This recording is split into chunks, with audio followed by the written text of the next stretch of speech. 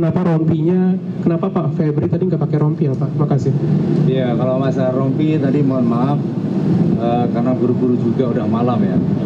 Assalamualaikum warahmatullahi wabarakatuh. Selamat malam, salam sejahtera, Om Swastiastu, Namo Buddhaya, salam kebajikan. Yang terhormat Pak Jambas serta jajaran tim 9, rekan-rekan media yang telah setia menunggu. Pada malam ini telah ada tindakan hukum yang dilakukan oleh tim penyidik 9. Di hadapan kami ada Pak Jambas selaku koordinator tim 9. Waktu dan tempat kami persilakan. Terima kasih Pak Kapus Pen. Assalamualaikum warahmatullahi wabarakatuh.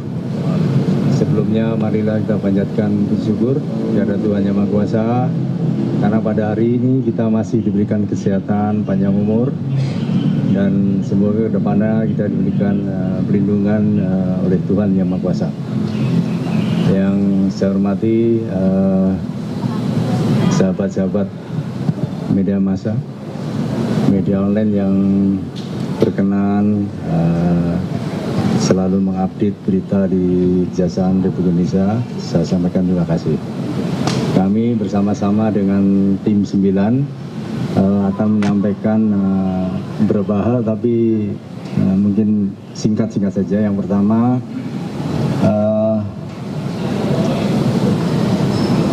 Saudara Eva telah ditetapkan tersangka dan dilakukan penahanan 20 hari ke depan sampai tanggal 24 kalau nggak salah. Tanggal berapa? 20 hari ke depan dari hari ini di rutan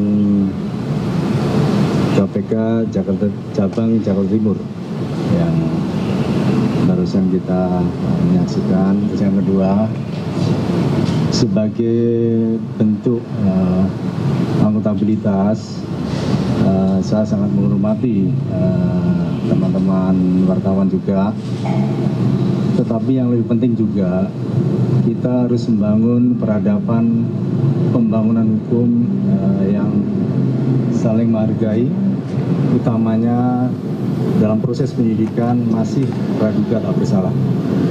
Oleh karenanya kita saling menghormati proses ini. Semoga kedepannya tim 9 tetap melaksanakan tugas sebaik-baiknya. Oleh karena nanti progresnya akan kita sampaikan lebih lanjut. Itu yang dapat saya sampaikan, perkembangan update penanganan dari mantan Jampisus. Untuk itu saya ucapkan terima kasih, mohon maaf. Wassalamualaikum warahmatullahi wabarakatuh. Ya. Pak, gimana Pak terkait konstruksi perkara Pak? Pak, konstruksi perkara sejauh ini bagaimana Pak? Karena polisi itu menjelaskan Pak. Pak, konstruksi perkara seperti apa Pak? Yang mana nih? Saya konstruksi perkara seperti Naga apa, gini. Hanya 2 pertanyaannya. Ini sudah terlalu malam ya. Ya, silakan. Pak izin Pak, kami dari Tribun News. Ya, sebentar. Kebanyakan menanyakan kenapa di KPK, ya kan? Nah, kita memastikan yang bersangkutan pernah setidaknya bersasa menangani kasus-kasus besar, ya, kasus besar. Kami memandang perlu untuk pelindungan yang bersangkutan juga, untuk proses akuntabilitas, transparansi, dan kita sinergi dengan KPK juga. Oleh karenanya untuk menjamin proses kedepannya dan yang bersangkutan mohon maaf mungkin lebih nyaman karena yang bersangkutan banyak menangani kasus besar, kita ketahui. Itulah salah satu pertimbangannya kenapa di sana. Dan itu sangat masuk akal. Izin Pak, ini penetapan tersangkanya di kasus apa ya Pak? Kasus yang tadi siang kami sampaikan TPPU. Pak, tolong jelaskan konstruksi perkara Pak. Pak, tolong konstruksi perkara sejauh apa? Andi dari data-data Pak, untuk modus yang digunakan sama Pak Febri itu apa ya Pak? Boleh dijelaskan sedikit nggak Pak? Sama terakhir, kalau boleh tahu kerugian negara kerugian keuangan negara sama kerugian perekonomian negara tuh kenapa? Sama terakhir kalau boleh aja Pak, kenapa rompinya, kenapa Pak Febri tadi nggak pakai rompi ya Pak? Makasih. Iya, kalau masalah rompi tadi mohon maaf karena buru-buru juga udah malam ya. Terus yang kedua, modus operandi secara umum dugaan TPPU yang dilakukan oleh penyelenggara negara dalam jabatannya sebagai jaksa atau pejabat struktural selama dia menjabat mengabdikan diri di kejaksaan. Lebih detailnya tidak akan saya sampaikan karena terkait dengan pembuktian, dan kalau kita sampaikan akan sangat menyulitkan kita ke depannya. Ya, oleh karena saya mohon sekali untuk hari ini kita sampai sini dulu, dan pastinya ke depannya akan kita sampaikan progresnya. Ya, itu saja. Baik, saya rasa sudah cukup komprehensif ya. Oke, baik ya, makasih ya. Assalamualaikum warahmatullahi wabarakatuh. Selamat malam. Pak, ini bukan AKP atau apa Pak? Wah, nggak jelas, sudah dikasih kasus nih. DR tadi pakai rompi loh Pak. Kok nggak jelas alasannya malam? Iya Bang.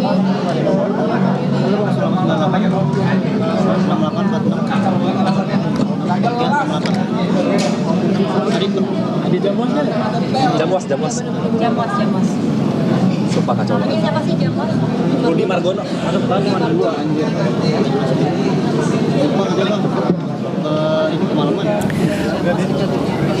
Pemirsa, baru saja kita saksikan bersama konferensi pers yang dilakukan oleh Kejaksaan Agung Republik Indonesia usai pemeriksaan ex-Jampitsus Febri Adriansyah yang ditahan di rutan KPK hari ini. Usai pemeriksaan, tim penyidik 9 Kejaksaan Agung telah melakukan tindakan hukum terhadap Febri Adriansyah. Febri resmi ditetapkan sebagai tersangka dalam perkara dugaan tindak pidana pencucian uang atau TPPU. Penyidik langsung melakukan penahanan selama 20 hari sejak hari ini. Febri ditahan di rumah tahanan KPK Cabang Jakarta Timur. Alasan penahanan di rutan KPK, juru bicara Kejaksaan menjelaskan bahwa penempatan di rutan KPK dilakukan dengan beberapa pertimbangan, yakni untuk menjamin keamanan dan perlindungan terhadap yang bersangkutan, karena Febri sebelumnya menangani banyak perkara besar saat menjadi sebagai Jampitsus. Dan tentunya untuk menjaga akuntabilitas serta transparansi proses hukum, serta dilakukan melalui sinergi dengan KPK. Adapun dugaan tindak pidana menurut Kejaksaan Agung adalah Febri disangkakan melakukan TPPU atau tindak pidana pencucian uang.